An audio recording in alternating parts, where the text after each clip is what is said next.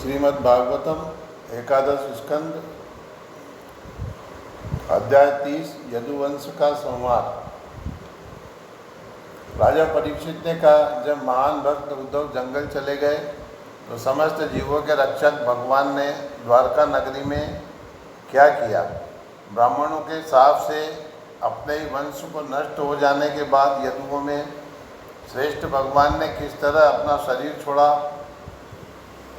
जो सारे नेत्रों की परम प्रिय वस्तु था। एक बार उनके दिव्य रूप पर अपनी आंखें गड़ा देने पर स्त्रियां उन्हें हटा पाने में असमर्थ होती थी, और यदि वह रूप एक बार मुनियों के हृदय में प्रवेश कर जाता तो फिर वह हटाए नहीं हटता था। ख्याति पाने के विषय में क्या कहा जाए। जिन महान कवियों ने भगवान के रूप सौंदर्य का वर्णन किया, उनके शब्द दिव्य मोहक आकर्षण में फंसकर रह गए, और उस रूप को अर्जुन के रथ पर देखकर कुरुक्षेत्र की युद्ध भूमि के सारे योद्धाओं ने भगवान जैसे आध्यात्मिक शरीर प्राप्त कर मोक्ष लाभ उठाया। श्री सुखदेव गोस्वामी ने कहा, आकाश, पृथ्वी तथा बाह्य आकाश में अनेक उत्पाद चिन्ह देखकर भगवान कृष्ण ने सुधर्मा नामक सभा भवन में एकत्र यदुओं से इस प्रकार कहा। भगवान ने कहा, हे यदुवंश के नायकों, जरा इन भयावने अपशकुनों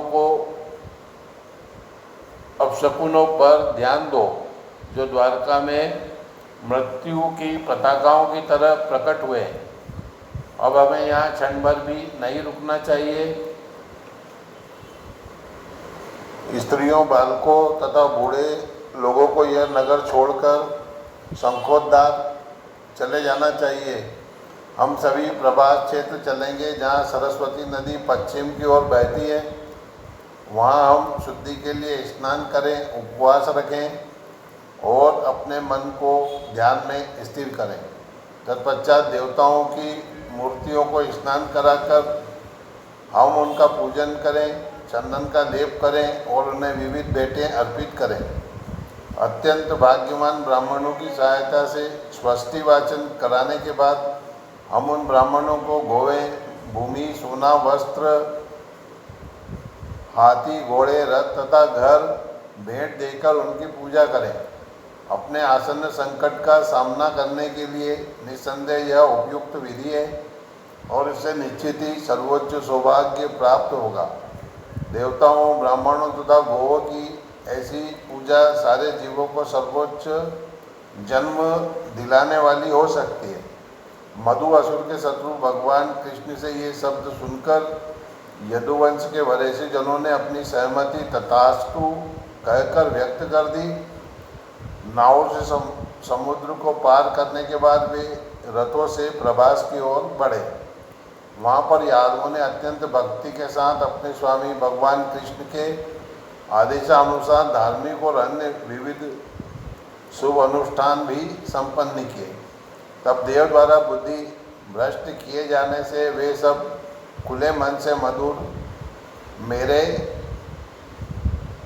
पेय पीने में लग गए, जो मन को पूरी तरह मदोन्मत्त कर देता है। यदुवंश के वीरगण अत्यधिक पी लेने के कारण उन्मत्त और उद्दंड हो गए। जब वे भगवान कृष्ण की निजी शक्ति से इस तरह विमोहित थे तो उनके बीच भयानक कलह उठ खड़ा हुआ।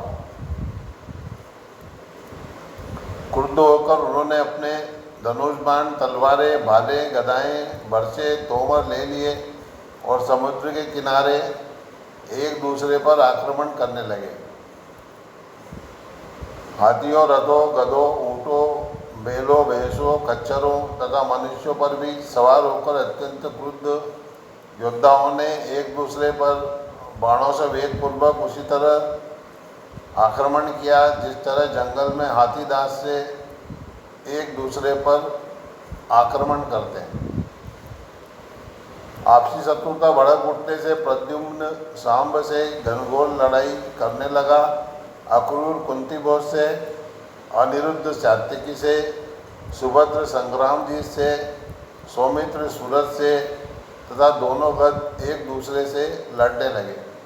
अन्य लोग भी यथा नीसठ, उलमुख, सहस्रजीत, सतजीत तथा भानु एक दूसरे से भिड़ गए और उन्होंने नशे से अंधे हुए एवं भगवान मुकुंद द्वारा पूर्णतया विमोहित हुए एक दूसरे को मार दिया।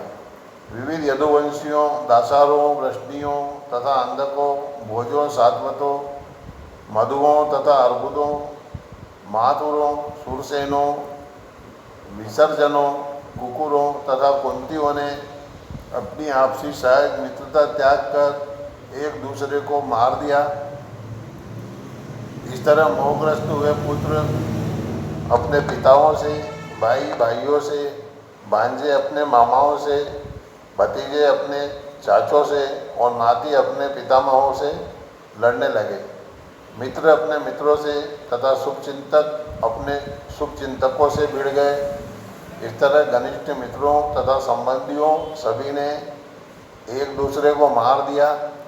जब उनके सारे धनुष टूट गए और उनके बाण तथा अन्य प्रक्षेपास्त्र समाप्त हो गए तो उन्होंने अपने खाली हाथों में बेत के लंबे डंठल ले लिए। जो ही उन लोगों ने इन बेत के डंठलों को अपनी मुट्ठियों में धारण किया, ये वज्र की तरह कठोर लोहे की छड़ों में बदल गए। योद्धा इन हथियारों से एक दूसरे पर बारंबार आक्रमण करने लगे और जब कृष्ण ने उन्हें रोकने का प्रयास किया तो उन्होंने उन पर भी आक्रमण कर दिया। ये राजन, उन सबों ने विमोहित अवस्था में बलराम को भी अपना शत्रु समझ लिया। वे हाथों में हथियार लिए उन्हें मारने के लिए आगे बढ़े। हे कुरुपुत्र, तब कृष्ण तथा बलराम अत्यधिक कुपित हो उठे और बेत के डंठलों को उठाकर युद्ध क्षेत्र में इधर उधर घूमते हुए उन्हें मारने लगे। जिस प्रकार बांस के कुंज में लगी आग सारे जंगल को नष्ट कर देती है, उसी तरह ब्राह्मणों के शाप तथा भगवान कृष्ण की माया से विमोहित वे योद्धा निज संहार को प्राप्त हुए। जब यदुकुल के सारे सदस्य इस प्रकार विनष्ट हो गए तो कृष्ण ने सोचा कि धरती का शेष भार कम हुआ। तब बलराम जी भगवान के ध्यान में अपने को स्थिर कर समुद्र के तट पर बैठ गए। अपने को स्वयं में लीन करते हुए उन्होंने यह मृत्यु संसार छोड़ दिया।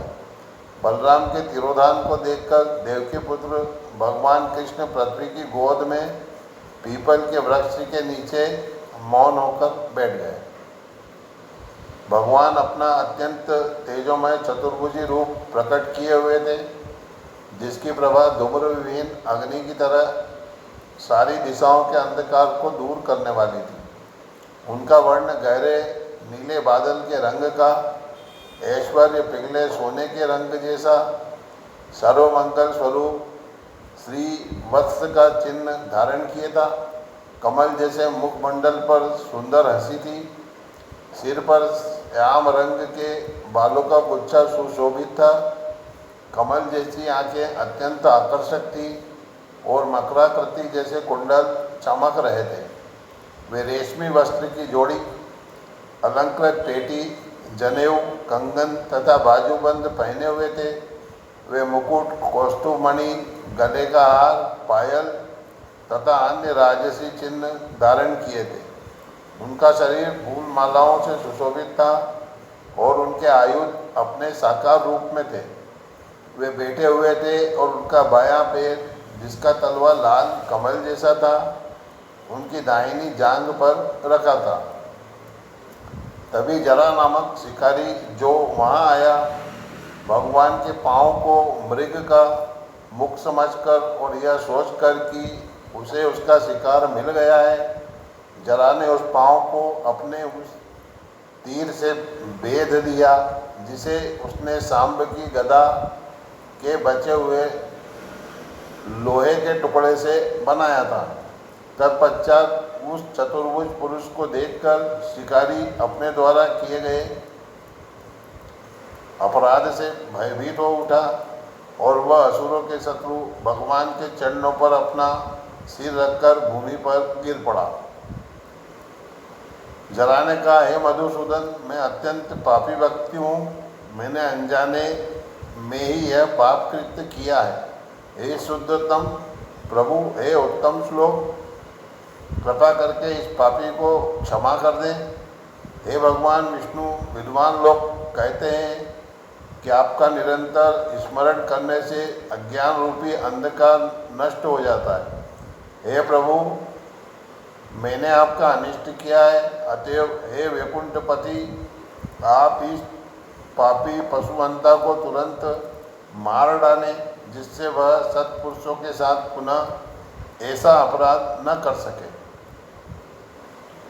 आपकी योग शक्ति किस तरह कार्य करती है, उसे न तो ब्रह्मा, न ही रुद्र इत्यादि उनके पुत्र, न ही वैदिक मंत्रों में प्रवीण कोई महर्षि ही समझ सकते हैं, क्योंकि उनकी दृष्टि आपकी माया से आवृत है।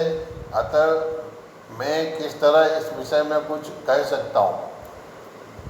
भगवान ने कहा, हे जरा, तुम डरो मत, उठो, जो कुछ हुआ वास्तव में वह मेरी अपनी इच्छा है। मेरी अनुमति से तुम अब पवित्र आत्माओं के धाम वैकुंठ लोक जाओ। अपनी इच्छा से दिव्य शरीर धारण करने वाले भगवान कृष्ण का आदेश पाकर जरा नामक शिकारी ने भगवान की 3 बार प्रदक्षिणा की, उन्हें शीश नवाया और स्वर्गिक विमान द्वारा वैकुंठ धाम चला गया। सारथी दारुक अपने स्वामी कृष्ण को ढूंढ रहा था। जो ही वह उस स्थान के पास पहुंचा जहां भगवान बैठे थे, उसने मंद वायु में तुलसी के फूलों की गंध का अनुभव किया और उसी दिशा में बढ़ता गया। भगवान कृष्ण को बरगद के वृक्ष के नीचे आराम करते और उन्हें असह्य तेज युक्त आयुध से घिरा हुआ देखकर दारुक अपने हृदय में उमड़ते स्नेह को संभाल न सका। अश्रुपूरित नेत्रों से युक्त रथ से नीचे उतरते हुए सारथी दारुक भगवान के चरणों पर गिर पड़ा।